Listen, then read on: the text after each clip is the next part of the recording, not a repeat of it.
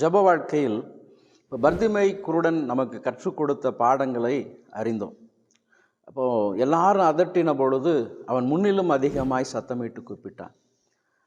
அது மாத்திரமல்ல, உங்களுடைய நாவுகள் திறக்கப்படும் பொழுது, ஆண்டவராகிய இயேசு கிறிஸ்துவின் வார்த்தை சத்தத்தை கேட்கக்கூடிய அந்த செவிகள் திறக்கப்படும் பொழுது, உங்கள் கண்கள் திறக்கப்படும் பொழுது கிறிஸ்துவை நாம் அறிந்து கொள்ளலாம். இப்போ ஜப வாழ்க்கையில் இந்த அனுபவம் உங்கள் வாழ்க்கையில் இருக்கும் பொழுது கிறிஸ்துவுக்காக இன்னும் அதிகமாய் நெருங்கி கிட்டி சேரக்கூடிய அந்த அனுபவத்திற்குள்ளாய் போவீங்க. அப்போது இந்த ஜப வாழ்க்கை, இந்த பர்திமை குருடன் நமக்கு ஒரு பாடத்தை சொல்லி கொடுத்தார். இப்போ இன்னும் அநேகருடைய வாழ்க்கையில் இந்த ஜபத்தில் அநேக தடுமாற்றங்கள் உண்டு. அநேகருடைய வாழ்க்கையில் ஜபம் ஏன் கசப்பாய் இருக்கிறது, எட்டிக்காயை போல கசப்பாய் காணப்படுகிறது என்று சொல்லி பார்க்கும் பொழுது, அந்த ஜப நேரத்தை நீங்கள் ஜபிக்கும் பொழுது உங்களுக்கு அநேகருக்கு அந்த கனநித்திரை வரும், அல்லது தேவையில்லாத சிந்தைகள் வரும், அல்லது பலவிதமான நினைவுகள் உங்களை என்னப்படுத்தும், அதிகமாய் ஆழப்படுத்தி கொண்டே இருக்கும். உங்களை ஜபிக்க விடாதபடி, அந்த ஒரு மனதிற்குள்ளாக வரவிடாதபடிக்கு உங்களை முழுவதுமாக இந்த உலகத்தின் கிரியைகளுக்குள்ளாகவே சிக்கிக்கொள்ளும்படியாக இருக்கும். அதனால தான் அநேகருக்கு ஜபம் ஒரு எட்டிக்காயை போல் இருக்கும். அப்போ இந்த நாளிலும் கூட ஜப வாழ்க்கையில் நான் அதிகமாய் கிட்டி சேரணும். அப்போ எனக்கு ஆண்டவர் கற்றுக் கொடுக்கணும். அப்போ ஆண்டவர் கற்றுக் கொடுக்கும் பொழுது அந்த பாடங்களை நாம் கேட்கொள்ளும் பொழுது அதை வாழ்க்கையின் அனுபவத்துக்கு, நம்ம ஜபத்தை குறித்து நம்ம செய்தி கேட்பதை விட நம்ம என்ன பண்ணணும், அதை வாழ்க்கையின் அனுபவங்களுக்கு கொண்டு வரணும். எந்த ஒரு காரியமும் வாழ்க்கையின் அனுபவம் பிராக்டிஸ் இருக்கும் பொழுது தான், அது செயல்படுத்தும் பொழுது தான் அதனுடைய ரகசியங்கள், அது வெற்றியை நீங்கள் அறிந்து கொள்ள முடியும். அப்போ முதலாவதாக நம்ம ஜப வாழ்க்கையில் என்ன செய்யணும், எனக்கு ஜெயம் கிடைப்பதற்கு ஆழமான ஒரு ஜப வாழ்க்கைக்கு போகணும் அப்படின்னு சொன்னால், அப்போ கிறிஸ்துவை நான் அறிந்து கொள்ள வேண்டும் என்று சொன்னால் நான் இன்னும் ஆழத்திற்குள் போகணும் அப்படின்னு சொல்லும் பொழுது, என் ஜப வாழ்க்கை இன்பமாய் ஒரு சந்தோஷமாய் மனமகிழ்ச்சியாய் காணப்படணும் அப்படின்னு சொல்லும் பொழுது நான் என்ன பண்ணணும், என் ஜப வாழ்க்கை இன்னும் அதிகமாய் ஷார்ப்படுத்தணும். அப்போ எதெல்லாம் எனக்கு தடையை ஏற்படுத்துகிறதோ அதை உணர்ந்து கொள்ளணும்.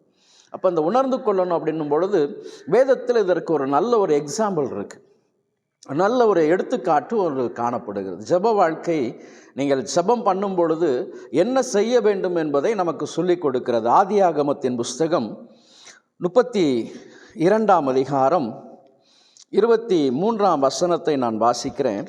ராத்திரியிலே எழுந்து தன் 2 மனைவிகளையும் தன் 2 பணிவிடைக்காரிகளையும் தன்னுடைய 11 குமாரரையும் கூட்டிக் கொண்டு யாப்போக்கு என்ற ஆற்றின் துறையை கடந்தான்.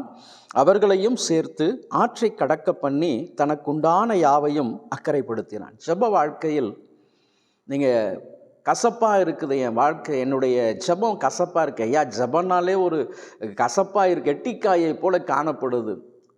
ஜபம் என்பதை நன்றாக அறிந்து கொள்ளுங்க, ஒரு வழி பாதை அல்ல, அது 2 வழி பாதை. அப்போ ஜபிப்பதற்கு முன்பதாக அந்த 2 வழி பாதையை நான் அறிந்து கொள்ளணும் அப்படின்னு சொல்லும் பொழுது நான் என்ன பண்ணணும் அப்படின்னா, ஜபத்தில் எல்லாவற்றையும் அக்கறைப்படுத்த வேண்டும், அப்புறப்படுத்த வேண்டும். தனக்குண்டான எல்லாவற்றையும் யாக்கோபு என்ன பண்ணினாராம், அப்புறப்படுத்தினார். அப்போ நான் ஜபிப்ப அந்த ரூமுக்கு, அந்த அறைக்குள்ளே போவதற்கு முன்பதாகவே நான் என்ன பண்ணணும், என்னுடைய ஆவி ஆத்மா சரீரத்தை ஒருமுகப்படுத்தி தேவையில்லாததை எல்லாம் அப்புறப்படுத்தணும். நான் வேலைக்கு வந்தேன், வேலையில் என்னென்ன நடந்தது அது இருக்கக்கூடாது, அல்லது வீட்டில் என்னென்ன சண்டை நடந்தது அது இருக்கக்கூடாது. இப்படி எல்லாவற்றையும் என்ன பண்ணணும், அப்புறப்படுத்தணும். ஏசா தன்னை சந்திக்க வருகிறான் என்று சொல்லி கேள்விப்பட்ட உடனே 400 பேரோடு வருகிறான் என்று சொன்னவுடன் யாக்கோபுடைய இருதயம் கரைந்து போயிற்று. ஐயோ, இவ்வளவு ஆண்டுகள் நான் கடினமாக, என் கண்களுக்கு தூக்கம் தூரமாக இருந்தது என்று சொல்லுகிறார். அப்போது நித்திரை இல்லாதபடி இரவு பகல் பாராதபடிக்கு நான் உழைத்து சம்பாதித்த இந்த காரியத்தை எல்லாம் அவன் அழித்து போடுவானே. அப்போ நான் இவற்றையெல்லாம் காப்பாற்ற வேண்டும் என்று சொல்லும் பொழுது தான் அவருடைய இருதயம் கரைந்து போனது. ஐயா என்ன பண்ண போகிறேன் அப்படின்னு சொல்லும் பொழுது தான் யாப்போக்கு ஆற்றண்டையில் தனக்கு உண்டான எல்லாவற்றையும் அவர் என்ன பண்ணினாராம், அப்புறப்படுத்தினார். ஜப வாழ்க்கையில் முதலாவதாக அப்புறப்படுத்துங்க. என்னென்ன அப்புறப்படுத்துவேன், உங்கள் ஆவி ஆத்மா சரீரத்தை ஒருமுகப்படுத்தும்படி சிந்தைகளை ஒருமுகப்படுத்துங்க. அப்போது அப்புறப்படுத்தி தனக்குண்டான எல்லாவற்றையும் அப்புறப்படுத்துகிற ஒரு அனுபவம் வாழ்க்கையில் காணப்படணும். அப்போ ஜெப வாழ்க்கையில் நீங்களும் ஆண்டவரும் மட்டும்தான், அந்த இடத்துல வேறு யாருக்கும் இடம் கிடையாது. அப்போ எல்லா காரியத்தையும் என்ன பண்ணிடணும், அந்த ஜெப அறைக்குள் போவதற்கு முன்பதாகவே தூரப்படுத்திடணும்.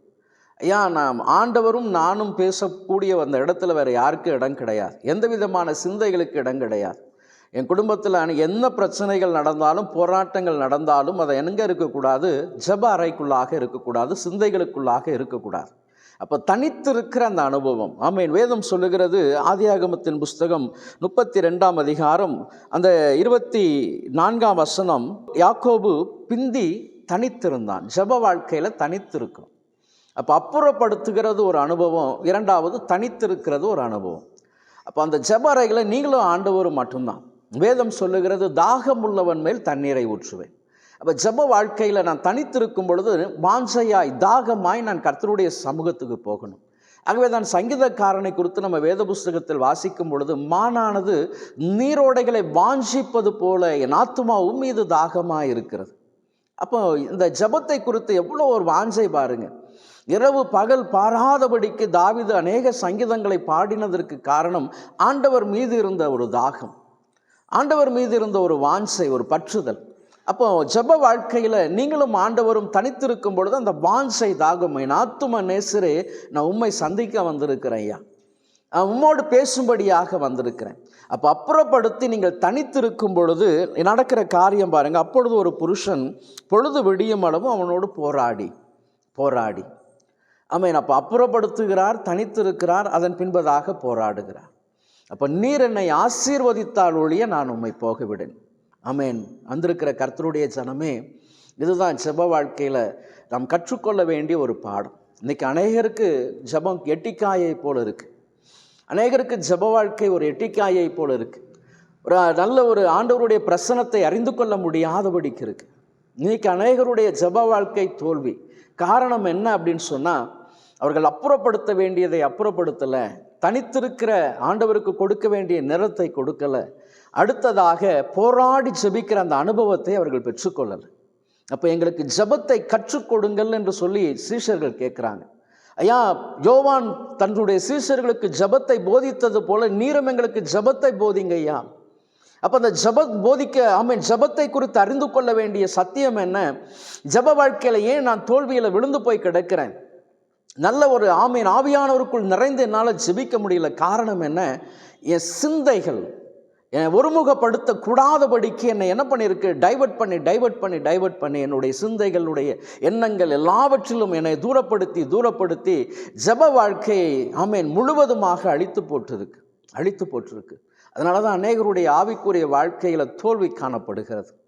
இந்த உலகம் அவர்களுக்கு ஆமென் மிகப்பெரிய காரியமாய் காணப்படுகிறது. உலகத்தை ஜெயிப்பது என்பது மிகப்பெரிய காரியமாக இருக்குது. ஆனால் யாக்கோபு பாருங்க, ஏசா தனக்குண்டான எல்லாவற்றையும் அழித்து போடுவான் என்று சொல்லி அவன் பயந்து அவன் தனித்திருந்தான். தனக்குண்டான எல்லாவற்றையும் அப்புறப்படுத்தி அவன் தனித்திருந்தான்.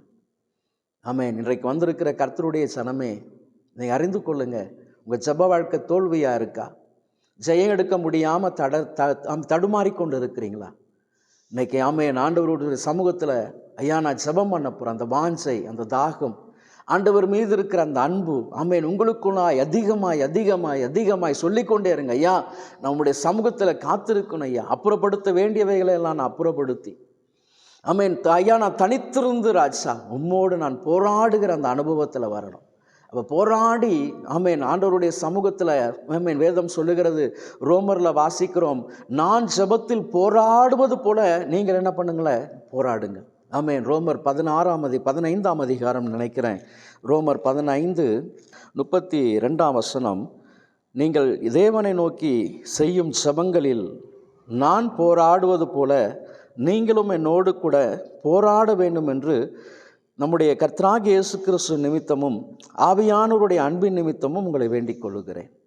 அப்போ ஜெப வாழ்க்கையில் ஒரு போராடி ஜெபிக்கக்கூடிய ஒரு அனுபவம். அப்புறப்படுத்தப்பட வேண்டியவைகளை அப்புறப்படுத்துங்க. உலக கவலைகளை அப்புறப்படுத்துங்க. ஆமென். கடன் பிரச்சனைகளை அப்புறப்படுத்துங்க. எல்லாவற்றையும் நீங்கள் ஜெபிக்க அந்த அறைக்குள்ளாய் போவதற்கு அல்லது முழங்கால் படியிடும் பொழுது ஆமென் உங்களுடைய ஆவி ஆத்மா சரீரம் ஆண்டவர் மீது தாகமாக இருக்கணும், வாஞ்சையாக இருக்கணும். நான் ஆண்டவரை பார்க்க போகிறேன்யா, தகப்பனை சந்திக்கும்படியாக போகிறேன். எல்லாவற்றையும் அப்புறப்படுத்தி நீங்கள் தனித்திருந்து நீங்கள் போராடி செபிக்கும் பொழுது ஆண்டவர் மெய்யாக இறங்கி உங்களுக்கு பதில் கொடுப்பார். இப்போ யாக்கோபு நமக்கு சொல்லி கொடுக்குற ஒரு அனுபவம், ஜெபத்தில் நீங்களும் ஆண்டவரும் மட்டும்தான், வேற யாருக்கும் அந்த இடத்துல இடம் கிடையாது. அப்போ அப்புறப்படுத்தி ஜெபிக்கிற ஜெபம் என்ன கொண்டு வருகிறது, நமக்கு கற்றுக் கொடுக்கிற காரியம் என்ன அப்படின்னு சொல்லும் பொழுது, நீங்கள் பயந்து நீங்கள் ஜெபிக்க, ஐயா நான் ஜெப வாழ்க்கையில் நான் ரொம்ப தோல்வி அடைஞ்சிருக்கிறேன் ஐயா, ஆண்டவருக்கு எனக்கு உண்டான தொடர்புகள் எல்லாம் துண்டிக்கப்பட்டிருக்கிறது, அல்லது உலகம் என்னை பார்த்து மிகவும் பயமுறுத்தி கொண்டே இருக்கிறேன், என் வாழ்க்கை எல்லாமே தோல்வி தோல்வி தோல்வி என்று சொல்லி நீங்கள் இருக்கலாம். எனக்கு விரோதமாக எழும்புகிற ஜனங்கள் 1000 உண்டையா, அவர்களை பார்த்தெல்லாம் நீங்கள் கலங்கி போயிருக்கலாம். பயப்படாதீங்க. யாக்கோபின் தேவன் இன்றைக்கும் ஜீவனுள்ளவராக இருக்கிறார். உங்களுக்கு அழகாய் கற்றுக் கொடுத்திருக்கிறார். அப்புறப்படுத்த வேண்டியவைகளை அப்புறப்படுத்தி நீங்கள் ஜெபிக்கும் பொழுது, நீங்கள் தனித்திருந்த ஆண்டவருடைய சமூகத்தில் போராடி ஜெபிக்கும் பொழுது உங்களுக்கு நடக்கிற காரியம் என்ன அப்படின்னு சொல்லி நீங்கள் வேதத்தை வாசிக்கும் பொழுது, நீதிமொழிகளின் புஸ்தகம் 16ஆம் அதிகாரம் 7ஆம் வசனத்தை வாசிக்கும் பொழுது, ஒருவனுடைய வழிகள் கர்த்தருக்கு பிரியமாயிருந்தால் அவனுடைய சத்துருக்களும் அவனோடே சமாதானமாகும்படி செய்வார். அப்போ அப்புறப்படுத்தி ஜெபிக்கிற ஜெபம், தனக்குண்டான எல்லாவற்றையும் தூரப்படுத்தி ஆண்டவருடைய சமூகத்தில் நீங்கள் போராடி ஜெபிக்கும் பொழுது ஆண்டவர் உங்களுக்கு கொடுக்கக்கூடிய மிகப்பெரிய ஆசீர்வாதம் என்ன அப்படின்னு சொல்லி பார்த்தீங்கன்னு சொன்னால், ஒருவனுடைய வழி கர்த்தருக்கு பிரியமாக இருந்தால் அவனுடைய சத்துருக்களும் அவனோடு கூட என்ன பண்ணுவாங்களாம், சமாதானமாகும்படி செய்வார். இப்போ யாக்கோபுக்கு அவனுடைய சகோதரன் வரும்பொழுது முருகமாய் வந்தான், அவன் திரும்பி போகும் பொழுது சமாதானத்தோடு கூட கடந்து போனான். காரணம் என்ன அப்படி தெரியுமா? யாக்கோபு முழுவதுமாய் தனித்திருந்த அந்த ஜெபித்த ஜெபம், போராடி ஜெபித்த அந்த ஜெபம் மிகப்பெரிய ஒரு ஆசீர்வாதத்தை கர்த்தர் யாக்கோபுக்கு கொடுத்தார். முழுவதுமாக நீங்களும் ஜெபம் பண்ணுங்க. ஆண்டவருடைய சமூகத்தில் இன்னும் ஆண்டவர் கேளுங்க, ஐயா எனக்கு இன்னும் ஜெபத்தை கற்றுக் கொடுங்க ஐயா. வாஞ்சையாய் இருந்து ஜெபிக்காதவர்கள் அதிகம். ஆனால் ஆண்டவருடைய சமூகத்தில் தாகத்தோடு வாஞ்சையோடு எனக்கு ஆண்டவர் தான் அப்படின்னு சொல்லி ஜெயம் பெற்றவர்கள் அநேகர். இன்றைக்கும் கர்த்தர் உங்கள் இந்த வார்த்தையின் மூலமாய் ஆசீர்வதிப்பாராக, தேற்றுவாராக. நிச்சயமாய் ஜெபம், போராடி ஜெபிக்கிற ஜெபம் உங்கள் சத்துருக்களையும் உங்களுக்கு சிநேகிதர்களாய் மாற்றி கொண்டு வரும். கர்த்தர் இந்த வார்த்தைகளை ஆசீர்வதிப்பாராக. ஆமென்.